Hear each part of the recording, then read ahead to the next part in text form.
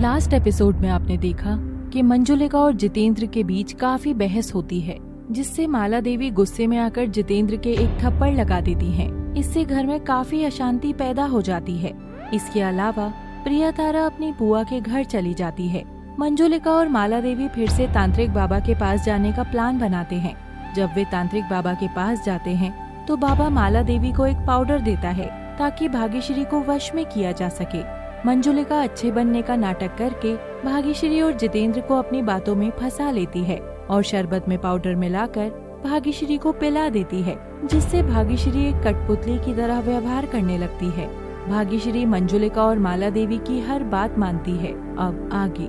वाह दीदी, ये तो कमाल ही हो गया। भाग्यश्री तो हर बात मान रही है। हाँ, मैंने तो तुझसे पहले ही कहा था कि बाबा बहुत ही महान है। हाँ, अब देखते हैं ये सब कितनी देर तक असर करता है। तो 3 घंटे बाद जब भाग्यश्री उठकर आती है तो वो नॉर्मल होती है। भाग्यश्री, क्या तुम ठीक हो? नहीं मम्मी जी, मेरे सिर में बहुत दर्द हो रहा है। अच्छा, चलो नीचे बैठ जाओ। पर क्यों मासी माँ, नीचे बैठने से क्या होगा? अच्छा मत बैठो, मैं तो वैसे ही कह रही थी। मैं जितेंद्र को उठा देती हूँ जाकर। माला, असर खत्म हो गया है वशीकरण का, बस 3 घंटे ही रहता है इसका असर। बाबा से कहेंगे कि कुछ ऐसा बताएं कि पूरा दिन इस पर असर रहे तो अच्छा होगा। हाँ ठीक है, जब अगली बार बाबा के पास जाएंगे तो कह देंगे। हाँ, वैसे मैं फोन पर भी बात कर सकती हूँ, मैं पूछ लूँगी बाबा से। ठीक है दीदी, वैसे मुझे भी नंबर दे देना बाबा का, उस दिन भी आपके फोन में नहीं मिला था। आती हूँ। रात के वक्त सब लोग डाइनिंग टेबल पर बैठकर खाना खा रहे होते हैं। तभी अचानक भाग्यश्री को चक्कर आने लगते हैं और वो बेहोश होकर कुर्सी से सीधे नीचे गिर जाती है। अरे भाग्यश्री बेटा! हे भगवान! माँ, भाग्यश्री को क्या हुआ? माला, पानी लाओ जल्दी से। मैं लाती हूँ। आज दोपहर में भी इसके सिर में दर्द हो रहा था। भाग्यश्री, उठो बेटा। मुझे क्या हुआ पापा जी? मैं यहाँ कैसे आ गई? और आप सब लोग? बेटा, तुम्हें चक्कर आ गए थे तो मैं तुम्हें यहाँ ले आया। मुझे तो कुछ भी याद नहीं आ रहा। अब कैसा लग रहा है भाग्यश्री? मैं ठीक हूँ अब, चलो खाना खाते हैं। नहीं, तुम यहीं आराम करो, तुम्हारे लिए खाना यहीं मंगवा लेते हैं, खाना खाकर सो जाना। हाँ, मैं भी तुम्हारे साथ यहीं बैठकर खाना खाऊंगा। अच्छा ठीक है। भाग्यश्री और जितेंद्र वहीं कमरे में खाना खाते हैं और सो जाते हैं। नरसिंह देव भी कमरे में सोने चला जाता है। मुझे तो बहुत घबराहट हो रही है, ये अचानक भाग्यश्री को क्या हो गया? अरे इसमें डरने वाली क्या बात है, अब उस पर वशीकरण का असर हो रहा है, कुछ तो बदलाव होगा ही ना। फिर भी दीदी, चक्कर कैसे आने लग गए? अरे जादू टोना ऐसा ही होता है, तू चिंता मत कर, उसे कुछ नहीं होगा, ठीक है वो बिल्कुल। ठीक है दीदी, आप कह रही हैं तो मैं मान लेती हूँ। अरे तुझे इतनी चिंता हो रही है, तू कहती है तो मैं बाबा जी से अभी फोन करके पूछ लेती हूँ। पर दीदी, इतनी रात को क्या फोन करेंगी आप? तो बाबा जी कौन सी सारी रात सोते हैं, वो तो बस तपस्या करते रहते हैं। अच्छा, मैं अभी फोन करके पूछ लेती हूँ। हाँ बाबा जी प्रणाम, आप कैसे हैं? हाँ, मैं ये पूछ रही थी कि आज हमने भाग्यश्री को पाउडर दिया तो उसे चक्कर आ गए थे। अच्छा, कोई चिंता की बात तो नहीं है? अच्छा, मैंने भी यही कहा था माला से, बस ये घबरा रही थी इसलिए मैंने सोचा आपसे पूछ लूं। ठीक है बाबा जी, धन्यवाद। मंजुलिका फोन रख देती है।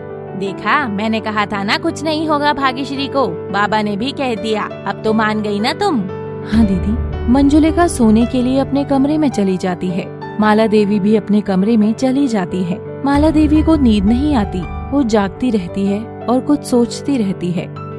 इसकी कॉल डिटेल में तो दीदी ने बाबा को फोन किया ही नहीं हुआ, ना ही व्हाट्सएप में कोई कॉल हुई है। माला देवी फोन वापस रखकर अपने कमरे में आ जाती है। आखिर हो क्या रहा है और मैं अपनी दीदी के लिए ये सब क्यों सोच रही हूँ? मुझे उन पर क्यों शक हो रहा है? भाग्यश्री, अब तुम्हारी तबीयत कैसी है? मैं ठीक हूँ जितेंद्र। पक्का? अभी भी देख लो, अगर तुम्हें अच्छा नहीं लग रहा है तो तुम स्कूल की छुट्टी ले लो आज। नहीं नहीं, मैं स्कूल जाऊंगी, अब मैं ठीक हूँ। दोनों बच्चे स्कूल जाने के लिए तैयार होने लगते हैं। कुछ देर बाद सब लोग नाश्ता कर लेते हैं। बच्चे स्कूल चले जाते हैं और नरसिंह देव भी बाजार चला जाता है। दीदी, मैंने आपको कहा था ना मुझे भी बाबा जी का नंबर दे देना, आपने अभी तक नहीं दिया। अरे तू क्या करेगी बाबा का नंबर लेकर, मेरे पास है ना, सारा दिन तो मैं तेरे साथ रहती हूँ। हाँ, पर फिर भी मुझे कुछ जरूरत पड़ सकती है। नहीं, तुझे क्या जरूरत पड़नी है, मैं यही हूँ, मैं कहीं ना थोड़े जा रही हूँ। पर आप मुझे नंबर क्यों नहीं दे रही हैं? मैं कब से देख रही हूँ, मैं जब भी आपसे नंबर मांगती हूँ आप हमेशा आनाकानी कर जाती हैं। ऐसा क्यों बोल रही है तू? क्या चल रहा है तेरे दिमाग में? तुझे शक हो रहा है मुझ पर? नहीं, आप बस मुझे नंबर दे दो। बस यही दिन देखना बाकी था, आज मेरी सगी बहन भी मुझ पर शक करने लग गई। ऐसी बात नहीं है दीदी। ऐसी ही बात है। तुझे लग रहा है कि मेरे पास नंबर नहीं है या मैं तुझसे झूठ बोल रही हूँ? नहीं दीदी, पर जब भी मैं आपसे नंबर मांगती हूँ आप या तो मेरी बात सुनती नहीं हैं या यहाँ वहाँ चली जाती हैं। मैंने ऐसा कुछ भी नहीं किया। उस दिन भी आपके फोन में कॉल डिटेल में बाबा का नंबर नहीं था। तो मैंने तो तुझसे बोला था ना कि मैंने बाबा से व्हाट्सएप कॉल पर बात की थी। अच्छा, और कल आपने कैसे बात की थी? कल तो मैंने, हाँ बताइए। कल भी मैंने उनसे व्हाट्सएप कॉल पर ही बात की थी। अच्छा, जरा दिखाइए मुझे। ओह, तो अब तू मुझसे सबूत भी मांगने लग गई? नहीं दीदी, सबूत नहीं मांग रही हूँ, मुझे बस आप नंबर दे दीजिए, इतनी सी तो बात है। ठीक है, दे रही हूँ। इसमें सेव कर दो आप। ये ले, कर दिया। ठीक है, बस इतनी सी तो बात थी, उसमें नाराज होने वाली क्या बात है दीदी? कुछ नहीं, मैं तेरी बड़ी बहन हूँ, सब समझ में आता है मुझे। हाँ तो अब गुस्सा मत करो ना, आप छोटी बहन समझ के माफ कर दो। ठीक है। और आज भी भाग्यश्री को पाउडर आप ही देना, देख लेना कोई भी बहाना। हाँ ठीक है, सब कुछ मुझे ही तो करना होता है, तुझे तो बस बोलना आता है। अरे अभी तक गुस्सा है आप, बस भी कीजिए। चुप हो जा तू, मुझसे बात मत कर, अभी मन नहीं है मेरा तुझसे बोलने का। अच्छा, जब मन हो तो बता देना। ठीक है। भाग्यश्री और जितेंद्र स्कूल से वापस आ जाते हैं। दीदी, आज थोड़ा सा ज्यादा पाउडर डाल देती हूँ, शायद फिर ज्यादा देर तक असर रह जाए। जैसी तेरी मर्जी, मैंने तो बस जाकर देना है। मंजुलिका उन दोनों के लिए शरबत ले जाती है। ये लो बच्चों, शरबत पियो। अरे वाह मासी माँ, आज भी? हाँ बेटा, पी लो, बहुत गर्मी है ना। दोनों बच्चे शरबत पी लेते हैं। जितेंद्र जल्दी से भागकर अपने कमरे में चला जाता है। भाग्यश्री जैसे ही कमरे की तरफ जाने लगती है, उसे चक्कर आ जाते हैं और वो फिर से गिर जाती है। हे भगवान, ये इसे फिर से क्या हो गया? उठा इसे जल्दी से, कहीं जीजा जी ना आ जाएं। जितेंद्र ने भी देख लिया तो वो भी बता देगा अपने पापा को।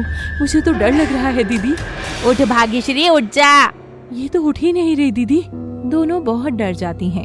अगले एपिसोड में हम देखेंगे कि आखिर उस पाउडर में ऐसा क्या था और भाग्यश्री के साथ ये बार बार क्या हो रहा था। क्या ये भाग्यश्री को किसी और खतरे में डालने वाला था? जानने के लिए हमारे साथ बने रहिए बाल विवाह के अगले एपिसोड में। Thanks for watching. पापा